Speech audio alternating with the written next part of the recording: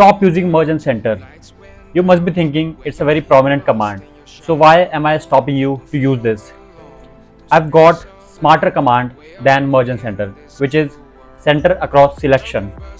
So I'll give you two examples to make you understand the difference between merge and center across selection. And you will yourself get to know why am I saying that center across selection is a smarter way. So example 1, I have got this data set and I want to apply VLOOKUP command. So let's try equal to VLOOKUP, lookup value and table array. So in the table array, if I have to select only the first two columns, let's see. When I select column A, it is selecting the entire range. This is because of merge and center command in the row 5, because I have selected A to E as one cell. So it is considering entire table as one, but I want to select only first two columns.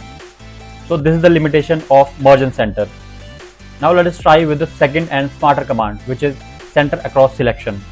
So I am removing the merge and center from this row, and in order to apply center across selection, we have to select this icon and it will give us the format cell dialog box, in which we have to select the alignment tab, and under the horizontal just select center across selection and hit OK. You can see there is no difference between merge and center across selection, but you can see we are able to select the columns separately. So now again I'm applying VLOOKUP command equal to VLOOKUP, lookup value and table array.